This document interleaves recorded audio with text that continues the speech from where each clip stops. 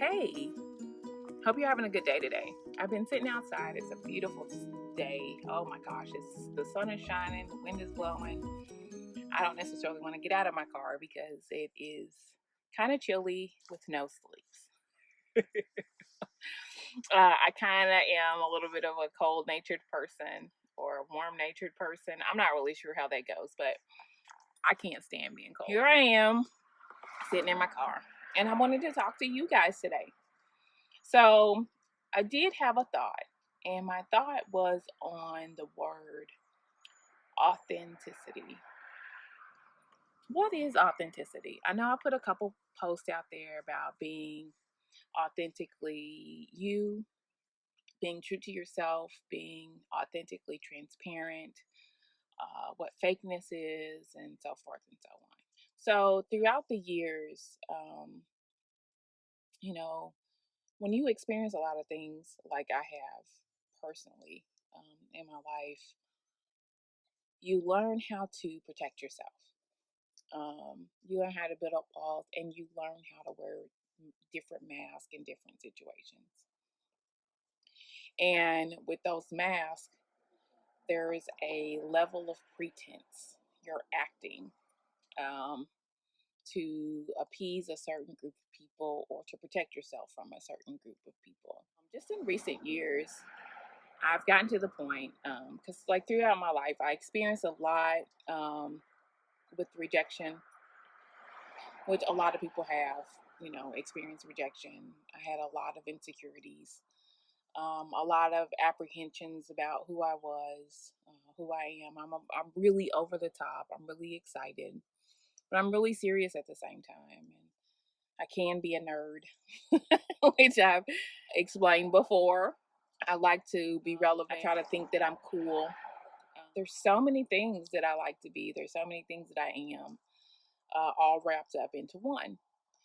And within the last few years, I learned something about being two-dimensional to being three-dimensional. And what do I mean by being three-dimensional?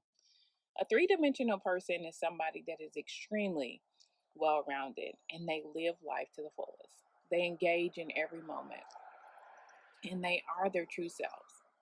That they are who they really are. Whenever you meet them, you get a taste of who that person was. And it is refreshing because you know that you're getting the original person.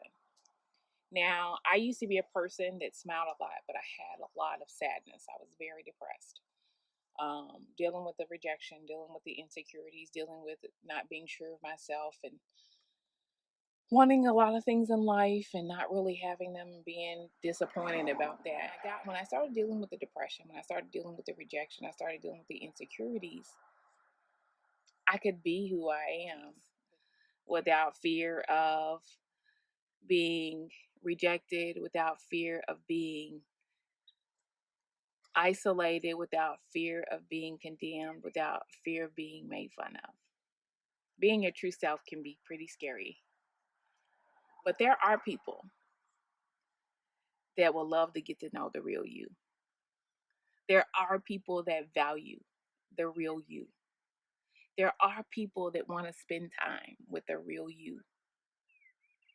And you don't have to be afraid. So when I put the post out, to be selectively authentic is to be fake, because you're choosing to show your true self to certain people and everybody else gets a facade.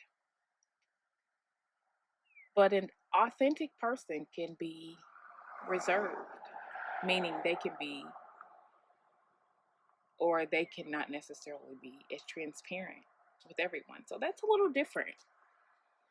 To put up a mask or just to be authentically you and not necessarily divulge as much information. To be me, I don't necessarily have to tell you all about me, but I can be me. I can be the nerdy, quirky, awkward person that I am.